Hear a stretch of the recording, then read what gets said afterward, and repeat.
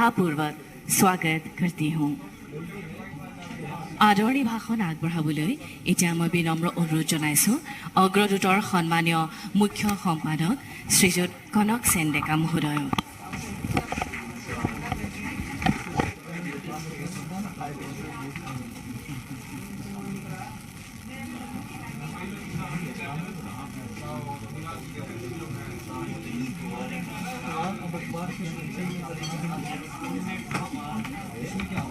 Corona के चक्कर में नहीं गए।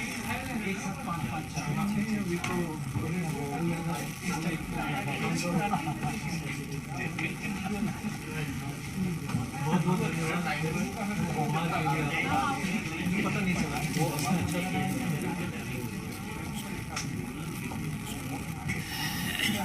हम लोग आपकी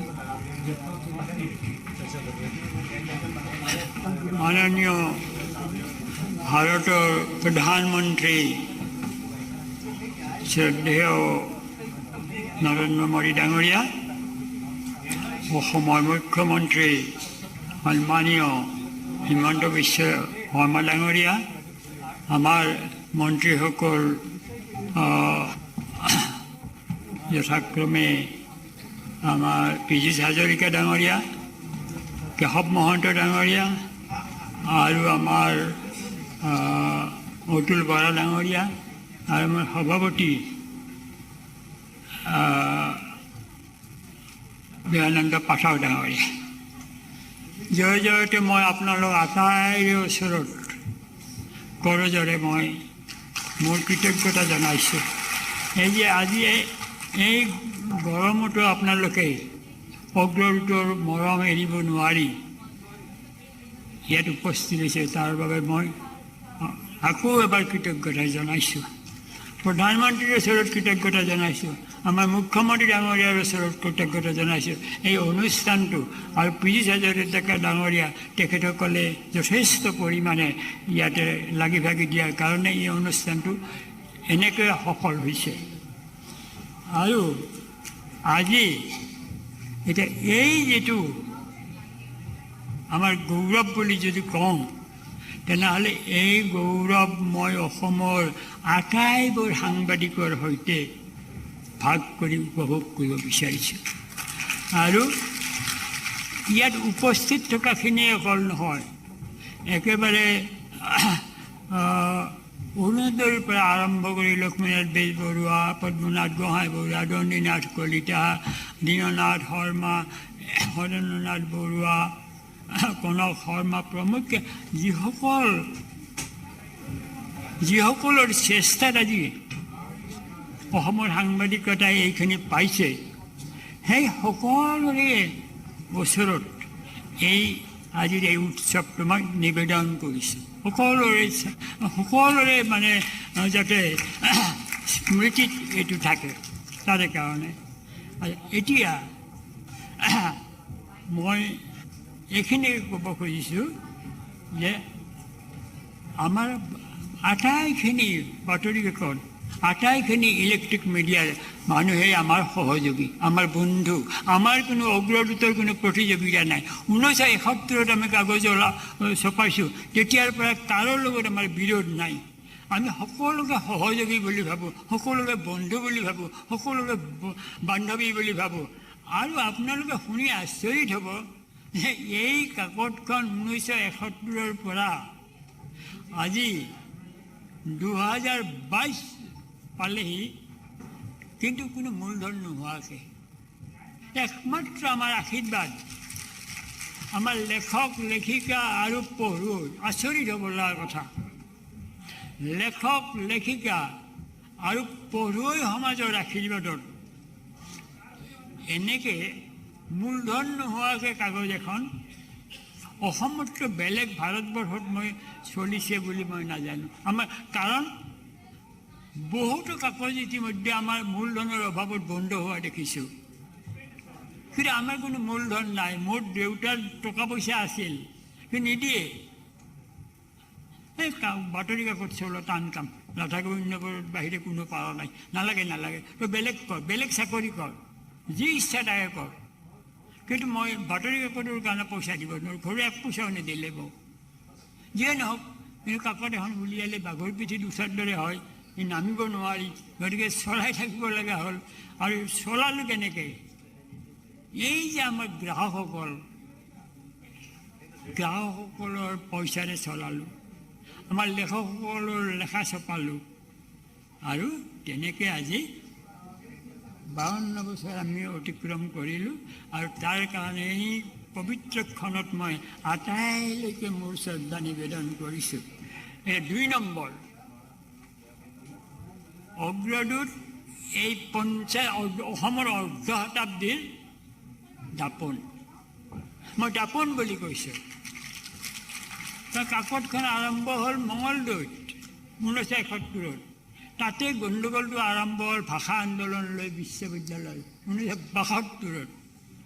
আমি কাভাৰ কৰিলোঁ কেৱল মানে খাৰুপেটীয়াত অগণি জ্বলিল, আৰু সেইটো জানিবৰ কাৰণে আন কোনো কাকতে তেনেকৈ এইটো কাভাৰ কৰা নাছিল। আৰু তেতিয়া সমগ্ৰ অসমৰ মানুহে বিচাৰিলে যে অগ্ৰদূতখন পঢ়িব লাগে। তাৰ পাছতে যেতিয়া আমি মঙলদৈৰ পৰা যেতিয়া আমাৰ চাৰ্কুলেশ্যন বাঢ়ি গ'ল, প্ৰথম ছপাইছিলোঁ মাত্ৰ 1000, তাৰপিছত 4000 যেতিয়া হ'ল, দেখিলোঁ যে নহয়, অসমৰ আন মানুহকো কাগজখন দিব লাগে। আমি তাৰ পৰা আমি গুচি আহিলোঁ গুৱাহাটীলৈকে, মালিগাঁও।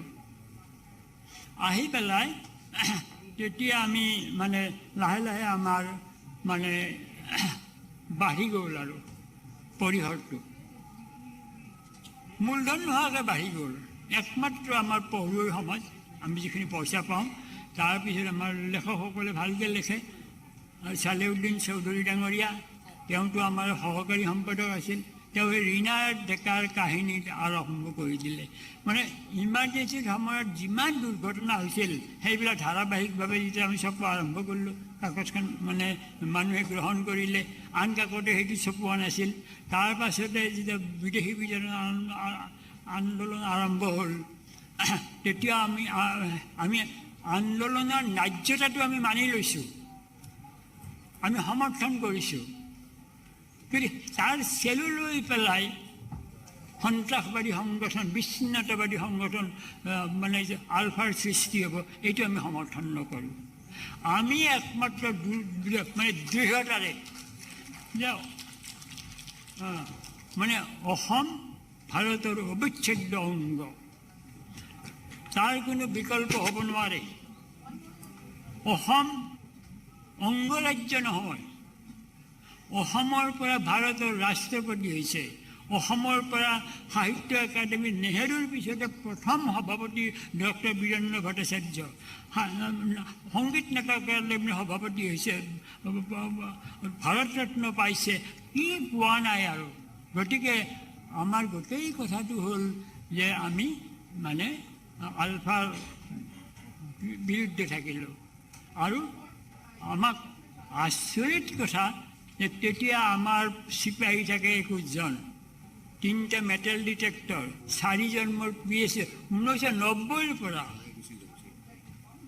আৰু মই তেতিয়া মোক মানে এটা মাদাৰ টেৰেছাই দিল্লীত এটা হেৰি দিলে, মানে নেশ্যনেল চিটিজেনশ্বিপ এৱাৰ্ড 1993। সেই সময়তে অটল বিহাৰী বাজপেয়ী ডাঙৰীয়াই সেইটো পাইছে। আৰু 1996 আকৌ মোক মানে ৰাম মনোহৰ লোহিয়া বঁটা দিলে। গতিকে মোৰ সময় খুব তাকৰ আপোনালোকে জানিছেই।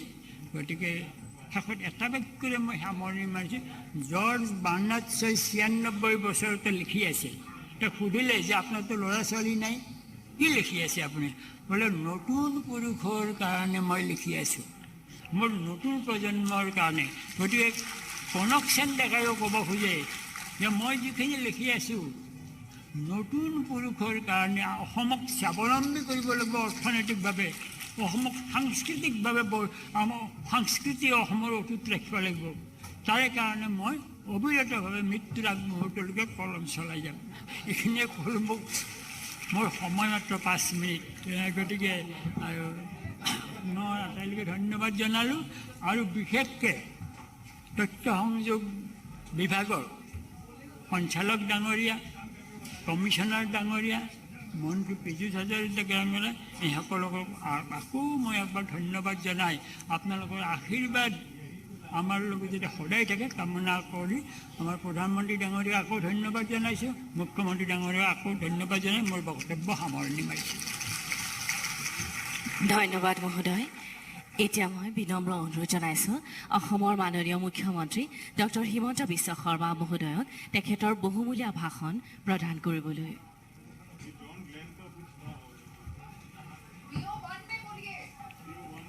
परम आदरणीय भारतवर्ष के यशस्वी प्रधानमंत्री श्री नरेंद्र मोदी जी,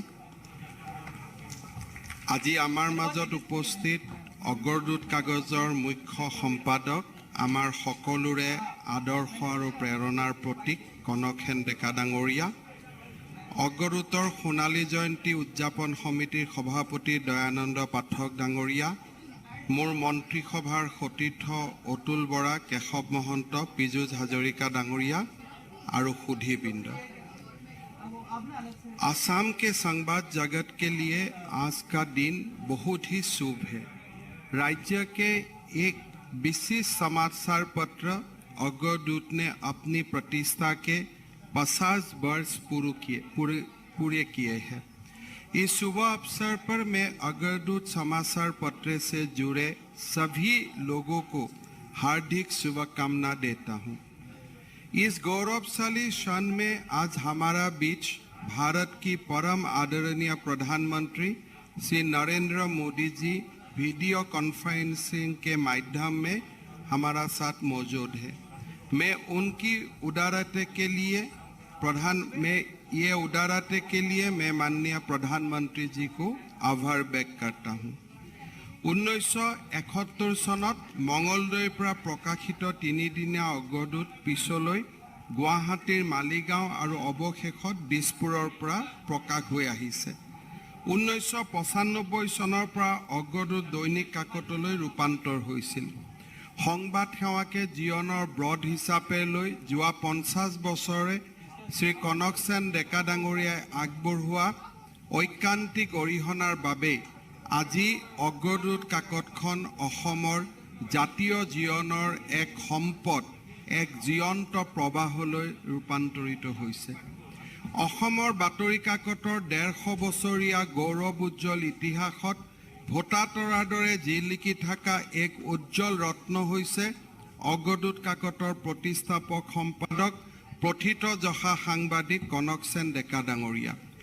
1933 চনৰ জুলাই মাহৰ 16 তাৰিখে নলবাৰী জিলাৰ বেলখৰৰ পৰা জন্মগ্ৰহণ কৰা ডেকাই শিক্ষকতাৰ কৰ্মজীৱনৰ পাতনি মেলি মঙলদৈৰ পৰা 1971 চনতে পষেকীয়া অগ্ৰদূত প্ৰকাশ কৰি সাংবাদিকতাৰ মনোনিৱেশ কৰিছিল। চাইকেল চলাই তেখেতে অগ্ৰদূত বাতৰি কাকত প্ৰকাশৰ কাম কৰি তাক পাঠকৰ গ্ৰহণযোগ্য কৰি তুলিছিল। কনকসেন ডেকা ডাঙৰীয়া নিভাজ দেশপ্ৰেমিক, সাম্যবাদী চিন্তাধাৰাৰ অক্লান্ত সাংবাদিক। আপোচবিহীন সাংবাদিকতা তেখেতৰ ধৰ্ম। माननीय प्रधानमंत्री जी, जब असम में अल्फा का एजिटेशन हुआ था, सारे हमारा असम का इंटेलेक्चुअल एक प्रकार मूक बन करके रखा था, या तो परोक्ष रूप से कोई सारे लोग अल्फा का समर्थन किया था। लेकिन वो समय में सारे डिसएडवांटेज सिक्योरिटी थ्रेट को भी ना करते हुए कनकसेन डेका जी ने अल्फा का इंडिपेंडेंट असम कॉन्सेप्ट का खिलाफ एक बहुत बड़ा इंटेलेक्चुअल मूवमेंट असम में निर्माण किया था। उनके लिए उन्होंने कोई सारा पर्सनल सेक्रीफाइस करना पड़ा और एक प्रकार जो अल्फा का इंडिपेंडेंट असम का जो कॉन्सेप्ट नौजवानों का बीच में वो लोग थोड़ा सक्सेस भी हुआ था थोड़ा गैल्वेनाइज करने में, लेकिन उस समय कनकसेन डेका जी ने अपना पत्र में और पुस्तक लिखकर ये कॉन्सेप्ट को पूरा डिमोलिश किया और उन्होंने बोला कि असम भारत का अंग राज्य नहीं है, असम भारत का अभिन्न अंग है। ये एक कॉन्सेप्ट और ये एक हमारा जो एक राष्ट्रवाद का धारा कनकसेन डेका जी ने असम का नौजवान को दिया था। और आज यही हम मंत्र मान के आगे चल रहा हूं और एक राष्ट्र प्रेम, देश प्रेम का भावना असम में निर्माण भी हुआ है और उसको लेके हम लोग बहुत ही गौरवान्वित भी है। कनक सेन डेका जी ने हमेशा बताता था कि बंदूक से नहीं, राइफल से नहीं, असम का लोग अगर आगे जाना है तो कर्म संस्कृति को लेके असम में एक इकोनॉमिक रीजनरेशन करके ही असम को आगे जाना पड़ेगा और यही रास्ता हमारा यंग जनरेशन को अपनाना पड़ेगा। एगराकी सांबादिकर जीवनলৈ भाबुकी আহিছিলে, বিভিন্ন সময়ত তেখেতে প্ৰত্যাহ্বানৰ সন্মুখীন হৈছিল। এই গোটেইবিলাকক নেওচি তেখেত আগুৱাই গৈছিল। आज जब अग्रदूत समाचार पत्र का 50 साल पूरा हुआ है, मैं श्री कनक सेन डेका और पूरा अग्रदूत परिवार को बहुत बहुत अभिनंदन करता हूं और आगे का 50 साल भी अग्रदूत यही हिसाब से आगे बढ़ते रहे, इसके लिए भगवान को मैं प्रार्थना करता हूं। मैं प्रधानमंत्री जी को बहुत बहुत धन्यवाद देता हूं कि आज आप हमारे बीच में उपस्थित होके एक सच्चा देश प्रेमी को श्रद्धा देने के लिए जो आप उपस्थित हुआ और एक इंस्टीट्यूशन, अग्रदूत एक पेपर नहीं है, एक अखबार नहीं है, हमारे लिए एक बहुत बड़ा इंस्टीट्यूट है। आप आके अग्रदूत के लिए जो सम्मान दिया, इसलिए मैं सारा असम वासियों का ओर से आपको बहुत बहुत धन्यवाद देता हूं। और कनक सेन डेका डांगरिया और अग्रदूत काकतर एक बर्णाढ्य जीवन और 50 बছৰলৈ अवधारितভাৱে चलि থাকক। অসমৰ সমাজ জীৱনলৈ অগ্ৰদূতে অমূল্য অৱদানেৰে আমাৰ জাতীয় জীৱনক সদায় চহকী কৰি ৰাখক, তাকে কামনা কৰি মই মোৰ বক্তব্যৰ সামৰণি মাৰিছো। ধন্যবাদ। জয় হিন্দ, বন্দে মাতৰম। माननीय मुख्यमंत्री महोदय आमी धन्यवाद ज्ञापन करिसु। अब मैं विनम्र आग्रह करती हूँ भारत के माननीय प्रधानमंत्री श्री नरेंद्र मोदी महोदय जी से कि वे आज के इस भव्य सभा को संबोधित करें और स्वर्ण जयंती वर्ष का कृपया शुभारंभ करें।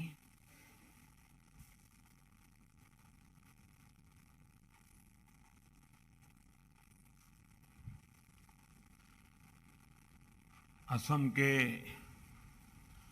ऊर्जावान मुख्यमंत्री श्री हेमंता बिश्व शर्मा जी, मंत्री श्री अतुल बोहरा जी, केशव महंता जी,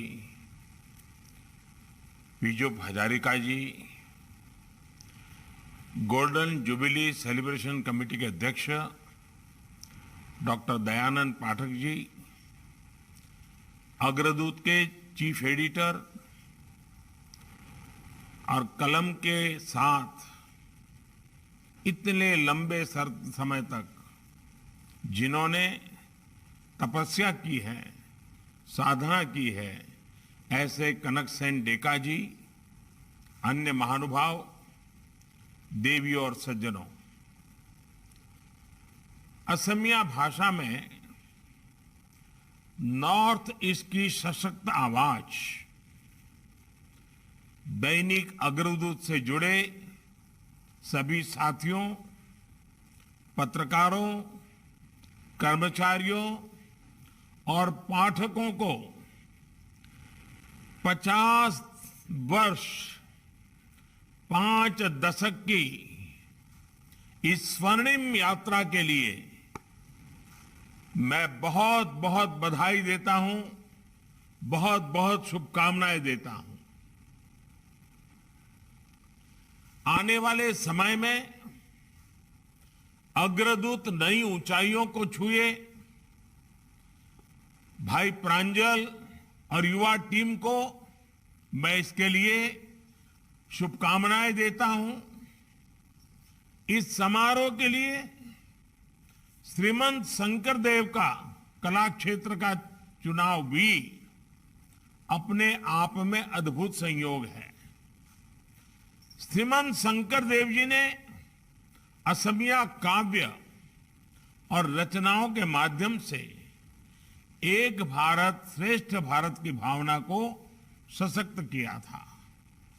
उन्हीं मूल्यों को दैनिक अग्रदूत ने भी अपनी पत्रकारिता से समृद्ध किया है। देश में सद्भाव की, एकता की, अलग को जलाए रखने में आपके अखबार ने पत्रकारिता के माध्यम से बड़ी भूमिका निभाई है। डेका जी के मार्गदर्शन में दैनिक अग्रदूत ने सदैव राष्ट्रहित को सर्वोपरि रखा। इमरजेंसी के दौरान भी जब लोकतंत्र पर सबसे बड़ा हमला हुआ, तब भी दैनिक अग्रदूत और डेका जी ने पत्रकारीय मूल्यों से समझौता नहीं किया। उन्होंने न सिर्फ असम में भारतीयता से ओतप्रोत पत्रकारिता को सशक्त किया, बल्कि मूल्य आधारित पत्रकारिता के लिए एक नई पीढ़ी भी तैयार की। आजादी के 75वें वर्ष में दैनिक अग्रदूत का स्वर्ण जयंती समारोह सिर्फ एक पड़ाव पर पहुंचना नहीं है, बल्कि ये आजादी के अमृत काल में पत्रकारिता के लिए, राष्ट्रीय कर्तव्यों के लिए प्रेरणा भी है। साथियों, बीते कुछ दिनों से असम बाढ़ के रूप में बड़ी चुनौती और कठिनाइयों का सामना भी कर रहा है। असम के अनेक जिलों में सामान्य जीवन बहुत अधिक प्रभावित हुआ है। हेमंता जी और उनकी पूरी टीम राहत और बचाव के लिए दिन रात मेहनत कर रही है। मेरा भी समय समय पर इसको लेकर वहां अनेक लोगों से बातचीत होती रहती है, मुख्यमंत्री जी से बातचीत होती रहती है। मैं आज असम के लोगों को, अग्रदूत के पाठकों को ये भरोसा दिलाता हूं कि केंद्र और राज्य सरकार मिलकर उनकी मुश्किलें कम करने में जुटी हुई है। साथियों, भारत की परंपरा, संस्कृति, आजादी की लड़ाई और विकास यात्रा में भारतीय भाषाओं की पत्रकारिता की भूमिका अग्रणी रही है। असम तो पत्रकारिता के मामले में बहुत जागरूक क्षेत्र रहा है। आज से करीब 150 वर्ष पहले ही असमिया में पत्रकारिता शुरू हो चुकी थी और जो समय के साथ समृद्ध होती रही। असम ने ऐसे अनेक पत्रकार, ऐसे अनेक संपादक देश को दिए हैं जिन्होंने भाषाई पत्रकारिता को नए आयाम दिए हैं। आज भी ये पत्रकारिता सामान्य जन को सरकार और सरोकार में से जोड़ने में बहुत बड़ी सेवा कर रही है। साथियों, दैनिक अग्रदूत के पिछले 50 वर्षों की यात्रा असम में हुए बदलाव की कहानी सुनाती है।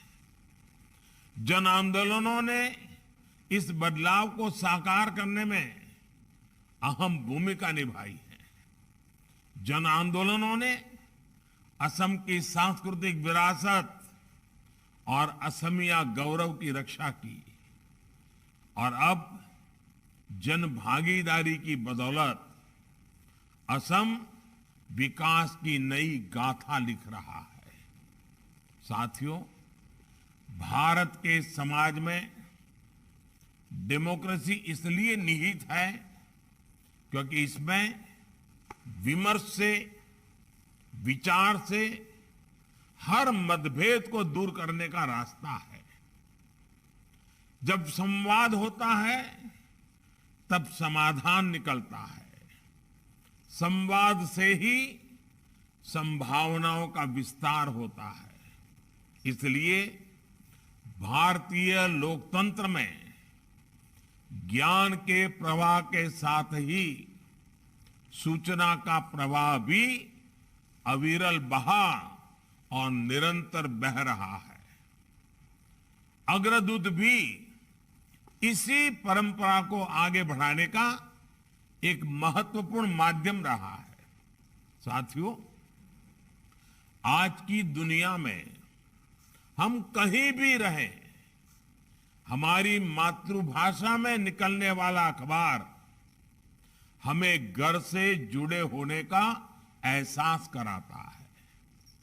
आप भी जानते हैं कि असमिया भाषा में छपने वाला दैनिक अग्रदूत सप्ताह में 2 बार छपता था।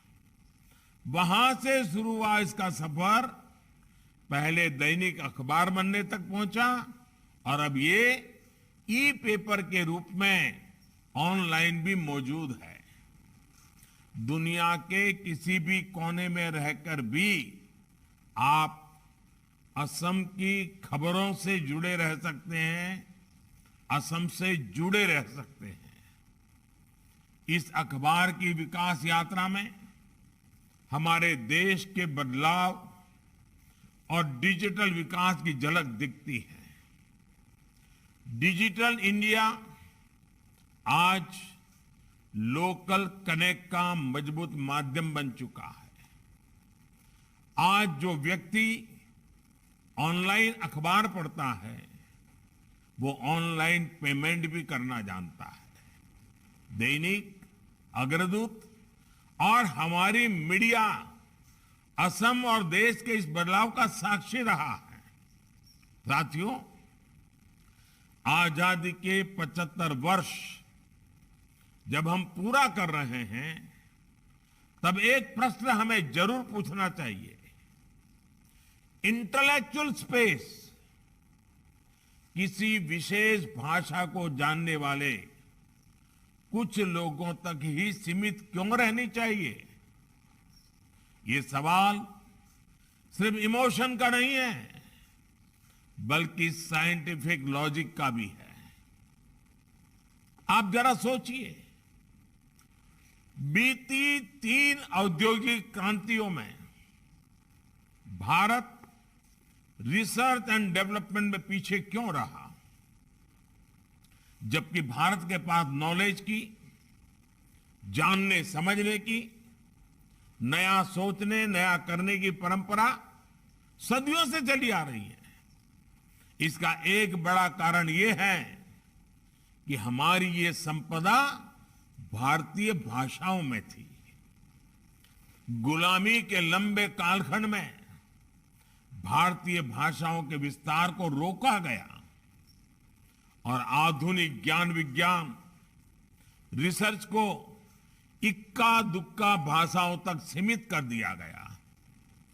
भारत के बहुत बड़े वर्ग की उन भाषाओं तक, उस ज्ञान तक एक्सेस ही नहीं था।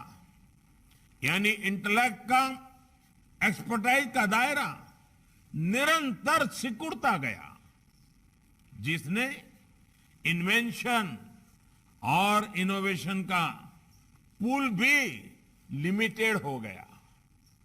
21वीं सदी में जब दुनिया चौथी औद्योगिक क्रांति की तरफ बढ़ रही है, तब भारत के पास दुनिया को लीड करने का बहुत बड़ा अवसर है।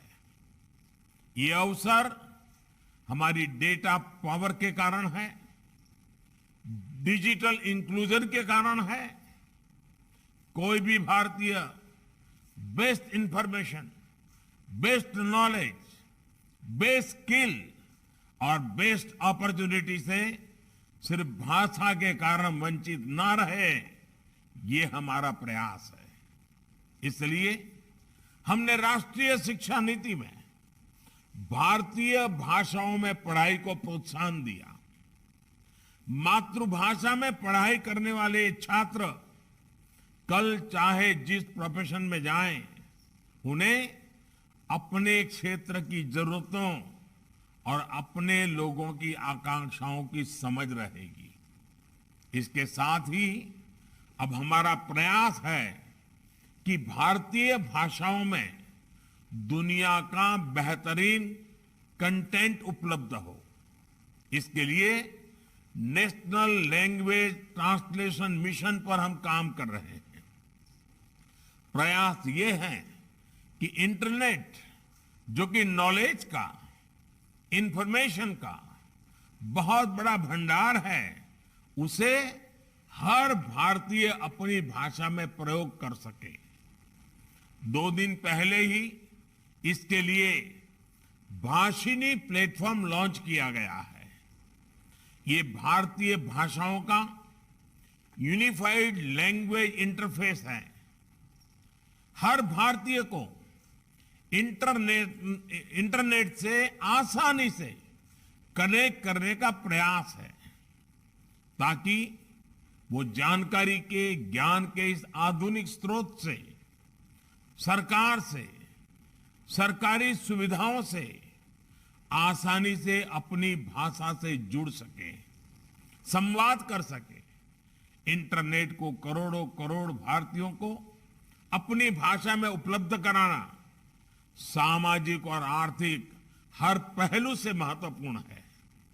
सबसे बड़ी बात ये, एक भारत श्रेष्ठ भारत मजबूत करने, देश के अलग अलग राज्यों से जुड़ने, घूमने फिरने और कल्चर को समझने में ये बहुत बड़ी मदद करेगा। साथियों, असम सहित पूरा नॉर्थ ईस्ट तो टूरिस्ट, कल्चर और बायोडायवर्सिटी के लिए लिहाज से बहुत समृद्ध है। फिर भी अभी तक ये पूरा क्षेत्र उतना एक्सप्लोर नहीं हुआ है जितना होना चाहिए था।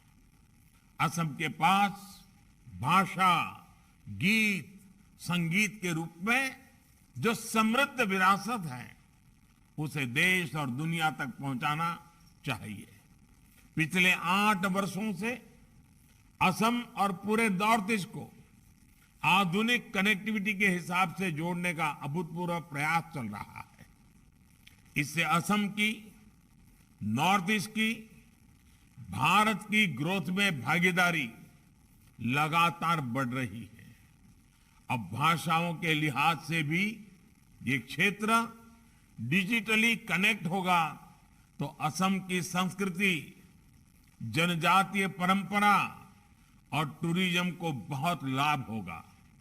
साथियों, इसलिए मेरा अग्रदूत जैसे देश के हर भाषाई पत्रकारिता करने वाले संस्थानों से विशेष निवेदन रहेगा कि डिजिटल इंडिया के ऐसे हर प्रयास से अपने पाठकों को जागरूक करें।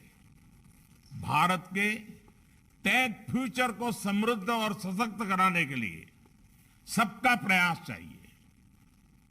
स्वच्छ भारत मिशन जैसे अभियान में हमारे मीडिया ने जो सकारात्मक भूमिका निभाई है, उसकी पूरे देश और दुनिया में आज भी सराहना होती है। इसी तरह अमृत महोत्सव में देश के संकल्पों में भी आप भागीदार बनके इसको एक दिशा दीजिए, नई ऊर्जा दीजिए। असम में जल संरक्षण और उसके महत्व से आप भली भांति परिचित हैं। इसी दिशा में देश इस समय अमृत सरोवर अभियान को आगे बढ़ा रहा है। देश हर जिले में 75 अमृत सरोवरों के लिए काम कर रहा है। इसमें मुझे पूरा विश्वास है कि अग्रदूत के माध्यम से असम का कोई नागरिक ऐसा नहीं होगा जो इससे जुड़ा नहीं होगा। सबका प्रयास नई गति दे सकता है। इसी तरह आजादी की लड़ाई में असम के स्थानीय लोगों का, हमारे आदिवासी समाज का इतना बड़ा योगदान रहा है। एक मीडिया संस्थान के रूप में इस गौरवशाली अतीत को जन जन तक पहुंचाने में आप बड़ी भूमिका निभा सकते हैं।